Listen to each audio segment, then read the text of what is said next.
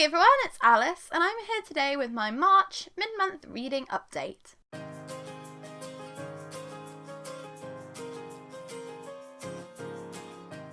So we've been doing reading updates for a couple of months now. I was getting a bit too stressed out about doing wrap-ups, so I decided to do an update instead so I can talk about the books that I'm still currently reading, as well as any books that I've finished, and give you an update on what I'm planning on finishing later in the month as well.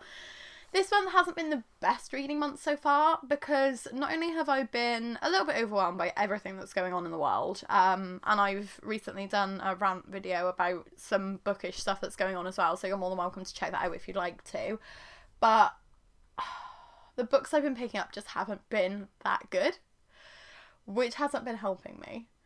So I'm going to give you my thoughts on the books that I've finished, how I'm feeling about some of the books that I'm currently in the middle of reading, and then hopefully the end of the month will be a bit of a better reading time for us. But compared to last month when we had like 2 5-stars and a 4.5 star and everything was looking really good, this month has been very middle of the road. So the first book I'd like to talk about today is P.S. I Like You by Casey West. This I gave 2.5 stars. I just have basically no feelings towards it. So much so that when I was planning on doing this video, I was asking Sean, like, oh, what else have we read this month? And he was like, no, that's everything. And I was like, yeah, that is. And about 2 hours later, I'm like, oh my god, I've read P.S. I Like You this month. I'd completely forgotten I'd even read it, and I only finished it like a week ago. This is about a girl and a boy, Lily and Cole? I can't remember his name. Cade. Because that sounds like a real name. Lily and Cade are writing letters to each other, but they don't know who each other are. So they're folding up these letters and leaving them under their chemistry desk, and they're falling in love through these letters. But Lily actually hates Cade. And when she figures out that it's him, she's like, oh, well, he hates me too, so he obviously has no idea that it's me. And it all hinges on a huge miscommunication of them falling in love through the letters, but still thinking that they hate each other in real life. And it, like, I can see why it was popular at the time, because like a lot of people love the miscommunication trope, but I hate it. I really don't enjoy that trope, and it just feels very lazy to me, because it's like, if you could just have a conversation, it would be so much easier. And I've always been somebody who's been, or I've tried to be somebody who has had conversations about things like romantic feelings and about things that most people might find too difficult to talk about, because I think it's just easier if everybody's on the same page. So the fact that Lily and Cade are just happy, like, not openly discussing it, drained me a little bit. I don't know, it's like, it's kind of sweet, but then it's very like high school drama. Didn't really care about either of the characters. Lily just complains about having a big family a lot. Like, she says, like, oh, I love my siblings, but basically the whole way through, she calls her little brothers thing 1 and thing 2, and then she just seems a bit dismissive towards her older sister as well. Like, she likes a guy, and she's really embarrassed because she had food in her teeth when she was talking to him. So Lily, like, when she meets the boyfriend, she's like, oh, you're food teeth guy. That's not cool, because you know your sister's, like, really uncomfortable about that, and you're, like, throwing it in her face. I didn't like that.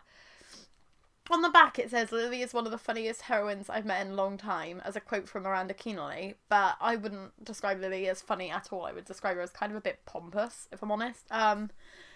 She's trying to enter a music writing, like a songwriting competition, and all of her lyrics are a bit cringe, so that's not the best either.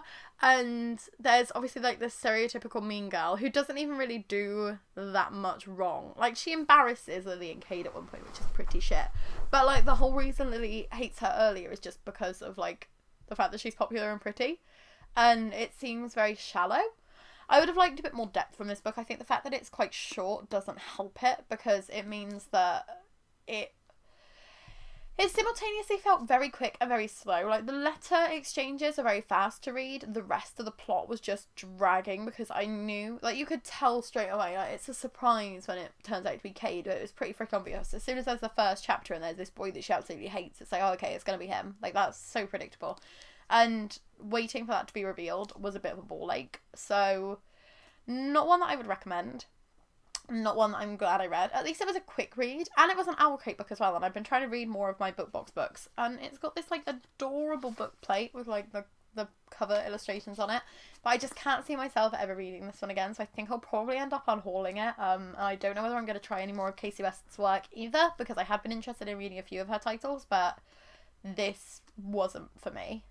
A controversial one is the fact that I finally finished The Love Hypothesis by Ali Hazelwood, and I only gave it 3.5 stars. I'm really sorry. I know that if Becca's watching this, she's going to be like screaming right now, like, how could you not like it? But I just really struggled to connect to the characters. I loved the relationship between them. Especially like the kind of last quarter of the book when their relationship begins really developing. I thought that it was a lot more realistic, it was a lot faster to read, it worked very nicely, and that half I loved. I love the way that it started as well, because the cover of this book has Olive and Adam in a cinch, and that's actually the first scene in the book.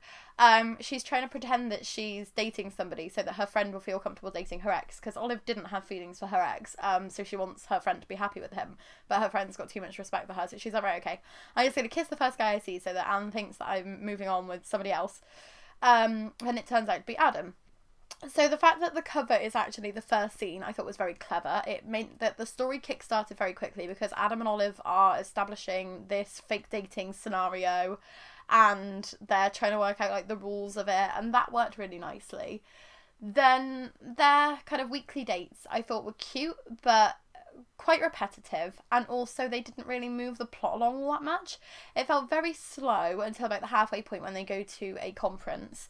And then the second half just felt a bit too fast. It felt like nothing happened and then everything happened. And I just wanted a bit more of like the ups and downs with the pacing rather than like quite slow and then quite quick.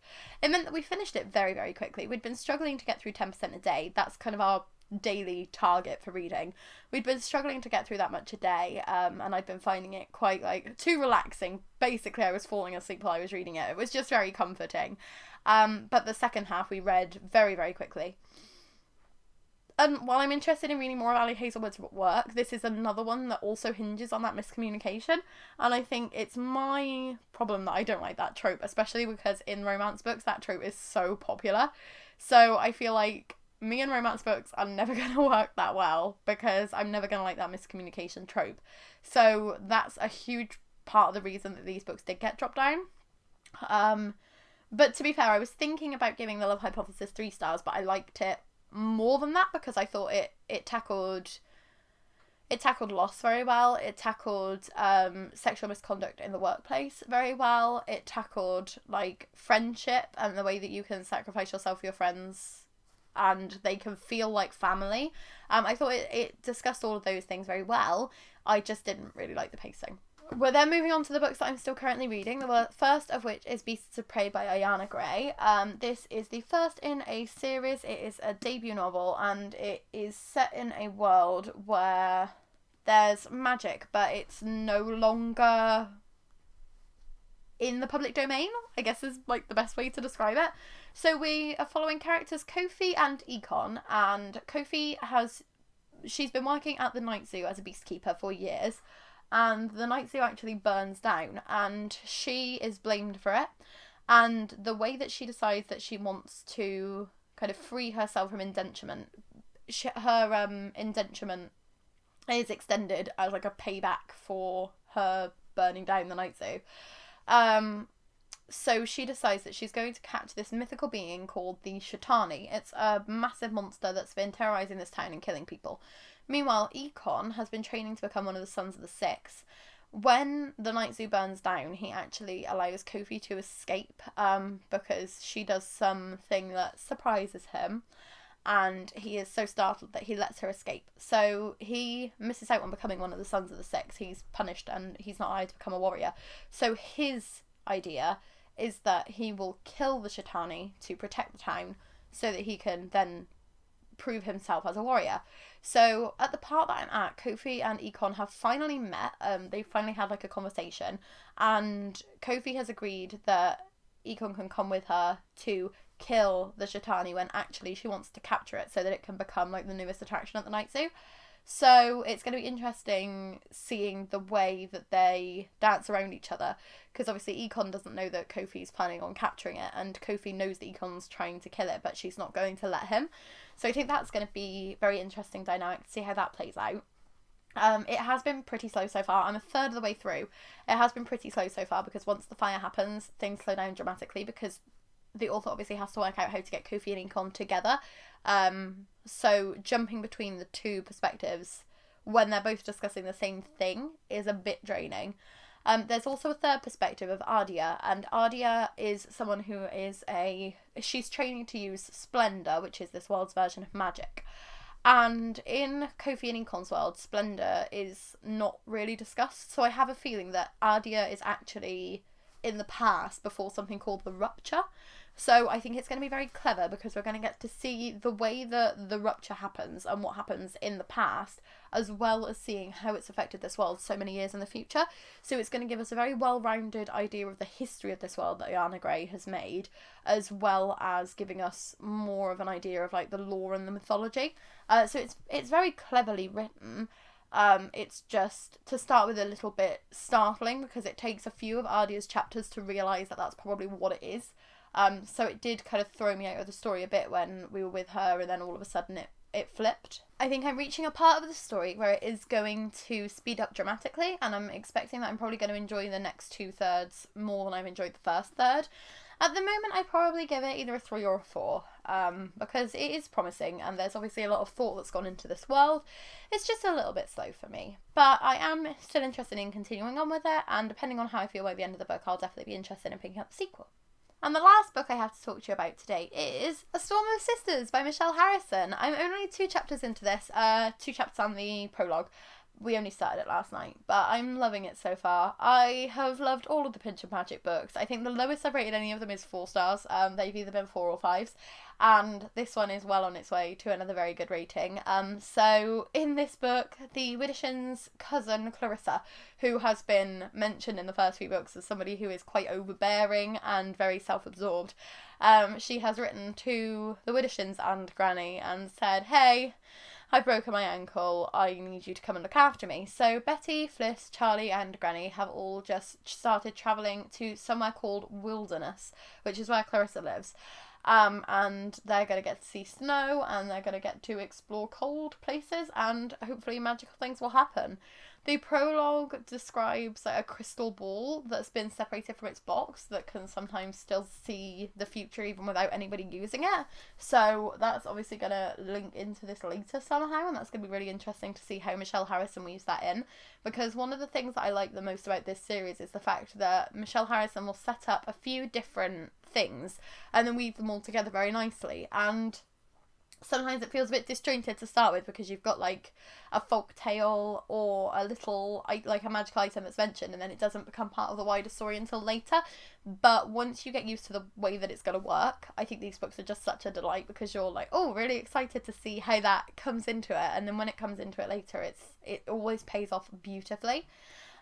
So Sean and I will be hopefully smashing through this later because it's only just over 300 pages and we're just under 30 pages already. So hopefully at the end of the month I'll be able to tell you that I've actually read a 5-star book this month, because at the moment it's not going so well for March.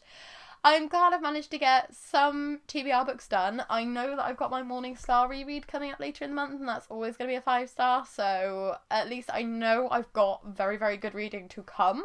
It's just been unfortunate that I've finally decided to have a couple like romancy reads a bit later than Valentine's Day because I didn't have time last month, but finally reading my romancy reads and then not impressing me as much as I wanted them to, which is a shame, but at least I'm still reading. At least the reading slump hasn't kicked back in at full force, because if that does, I'm just gonna cry. Thank you so much for watching. If you like this video, please give it a like, and if you'd like to subscribe, we would be super duper grateful. We post new videos every Tuesday, Thursday and Saturday, so we'll see you in a couple of days with another video. Bye!